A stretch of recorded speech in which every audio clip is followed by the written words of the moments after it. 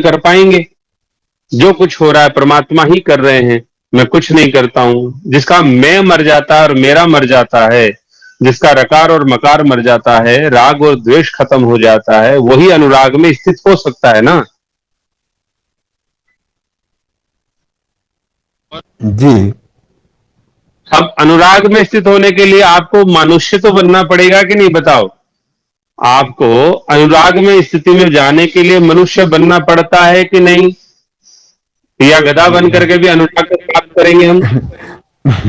बिल्कुल बिल्कुल, मनुष्य इतर तो संभावना ही नहीं होगा। है ना। अब मनुष्य का लक्षण क्या है? यह मानव, महामानव और दानव, तीनों परिभाषाओं के वीडियो भी संभवतः डले हुए हैं। तो मनुष्य किसे कहते हैं? हम अपना आत्मनिरीक्षण कर सकते हैं। आप लोग जैसे अपनी त्रुटियों को डेली बताते हैं, रिपोर्टिंग में नियमावली भी है कि त्रुटि बतानी चाहिए। अब किसे कहते हैं मानव? मानव उसे कहते हैं जिसका मन जो है वो उसके संयम में हो, नियंत्रण में हो, उसके अधीन रहता हो। जिसका मन जिसके अधीन होता है उसे मानव कहते हैं। और हम अपना आत्मचिंतन करें, चाहे कोई भी करे, तो उसको पता चलेगा कि उसका मन कितना संयम में है। उसका मन कितना संयम में है। तो यदि वो मन संयम में नहीं है तो फिर तो विचार करना पड़ेगा कि मनुष्य है कि नहीं हम।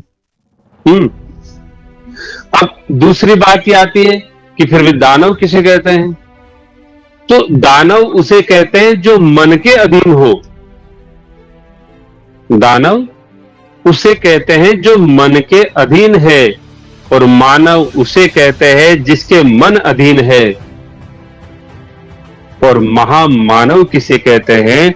जिसका अस्तित्व ही, मन का अस्तित्व ही लय हो गया है, खत्म हो गया, उसका मन है ही नहीं। जी नारायण नारायण प्रभु। जी जी भगवान जी, सुन रहा हूं तो भगवान। जो आप बात कर रहे हैं श्रीमद् भगवत गीता की, वो महामानव का चरित्र है, अकर्म वाला, आध्यात्मिक व्याख्या है वो। और हम जो यहां बात कर रहे हैं वो साधनात्मक व्याख्या है। जी जी, बहुत स्पष्ट हुआ भगवान। हम बात कर रहे हैं दानव को मानव बनाने के लिए। हम बात कर रहे हैं दानव को मनुष्य बनाने के लिए, और आप बात कर रहे हैं मनुष्य नहीं, दानव से महामानव बनने की। तो बीच में एक ब्रेक आ गया ना, उस गैप को कैसे कवर करेंगे आप? उसको फिलअप नहीं कर सकते आप। जी, कुछ स्पष्ट हो रहा है कि नहीं? इसमें कोई संदेह नहीं रहा भगवान। अच्छा, तीनों में आपको एग्जाम्पल बताता हूं, तीनों एग्जाम्पल बताता हूं। अच्छा, मनुष्य जैसे होगा तो वो क्या सोचेगा? भाई देखो, रसगुल्ला है, अब ये बहुत स्वादिष्ट तो है, लेकिन इसको खाने से मेरे शुगर हो सकता है। इसको खाने से मेरे शुगर हो सकता है, या ऑलरेडी शुगर हो गया तो अब मुझे त्याग ही देना चाहिए, क्योंकि शुगर से सारी बीमारी आ जाती है। तो मनुष्य होगा तो इस तरह से विचार चिंतन करके और अपना संयम बना लेगा ना रसगुल्ले पे। जी अच्छा, अब कोई कहे रसगुल्ला आया है, अरे कोई बात नहीं है, शुगर है ना तो 2 टेबलेट ज्यादा ले लेंगे, क्या फर्क पड़ता, आज ही तो मिला है रसगुल्ला है। समझ रहे कि नहीं? जी तो जी जब तक वो बर्तन बज ना जाए, उसमें से सब कुछ खाली ना हो जाए, जब तक सारे सटका जाते हैं वो लोग नीचो नीचो करके हैं? वो उसे नीचो नीचो करके खाते हैं। नारायण नारायण। जी, सुन रहा हूं जी। हाँ, कहने का मतलब है ये सबका अनुभव है कि प्रातःकालीन 2 से 3 के बीच में उठ जाने से शरीर स्वस्थ रहता है, एकदम बढ़िया रहता है, ऊर्जा पूरे दिन प्रचंड रहती है। ये लगभग सबने अनुभव कर लिया यहां पर है। अच्छा, और नहीं किया तो करके देख लो। तब 2 से 3 के बीच उठना प्रचंड ऊर्जा का कारण बना हुआ है, आपको ऊर्जा की जरूरत है।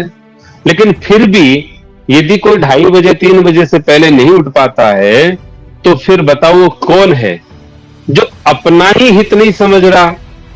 अरे बहुत बढ़िया नींद आ रही है, सोने दो ना। क्यों? क्योंकि वो मन के अधीन है। जिसको अपना ही हित नहीं नजर आ रहा है, तो वो दानव होता है। जो अपना हित समझ करके संयम बना लेता है, वो मानव होता है। और जिसका मन जो है, उसका अस्तित्व खत्म हो जाता है, वो महामानव होता है। अब महामानव का एग्जाम्पल क्या है? श्री उद्धव जी महाराज। श्री उद्धव जी महाराज उद्धव और गोपी संवाद में, हमारे ब्रज में उद्धव क्यारी है, मतलब उद्धव क्यारी है, उद्धव क्यारी। तो वहां पर उद्धव जी गए थे, किसको समझाने के लिए? किसको समझाने के लिए गए? गोपिकाओं को समझाने के लिए गए थे। गोपिकाओं को समझाने के लिए उद्धव जी को भेजा श्री ठाकुर जी ने। जी। क्या कहते हैं कि भाई देखो, उनको समझाओ, मन लगाएं। क्या कह रहे हैं? उनको समझाओ कि मन लगाएं, और ऐसे ऐसे करें। तुम थोड़ा नाक बीच लो, थोड़ा ध्यान कर लो, और फिर उसे ऐसा करोगे ना, तो तुम अच्छे से, शांति से, आनंद से रह पाओगे।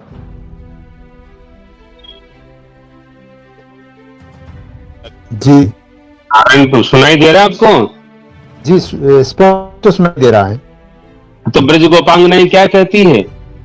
हे उद्धव मनन भये 10-20, हे उद्धव मनन भये 10-20, एक तो सो गयो श्याम संग को राधेश,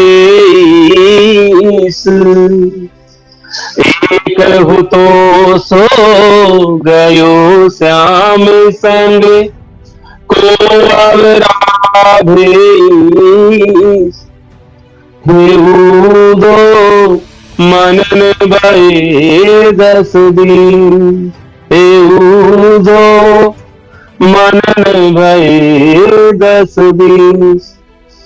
तो वहां पर उनके पास एक ही मन था जो ठाकुर जी को ले गए।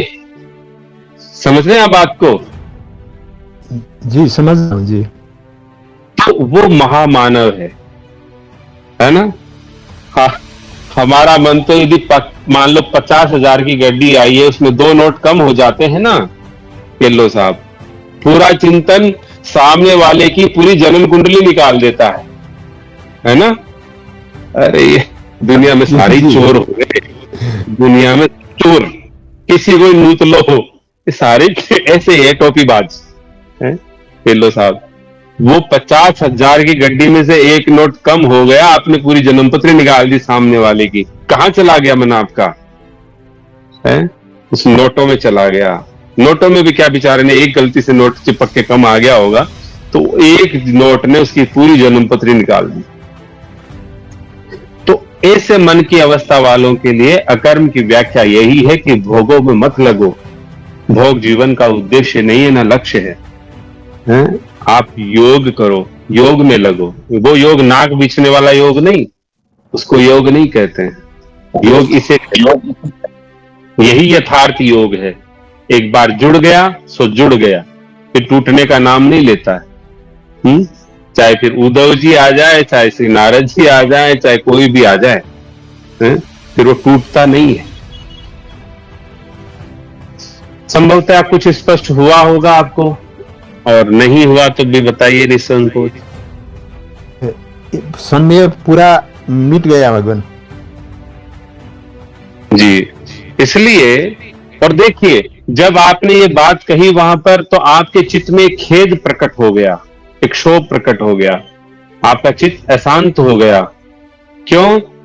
क्योंकि आपने नियमावली को तोड़ा, आपने नियम तोड़ा, तो वर्ण संकर जो है ना, वर्ण संकरता जो होती है वो जीवन में अंधकार लेके आती है, कदम से ही, पहले कदम से ही। तो जिस सिद्धांत से हमको अशांति का बोध होता है, इसका मतलब कुछ न कुछ त्रुटि हो गई है, कुछ न कुछ दोष बन गया है। तो इसलिए वो क्या है कि अपना मूल यहाँ पर पर्याय जो आपने समझा है या अभिप्राय जो समझा है, अभी आपको स्पष्ट संभवतः हुआ होगा या नहीं हुआ होगा। इसमें इसमें कुछ भी अब संदेह नहीं है भगवान।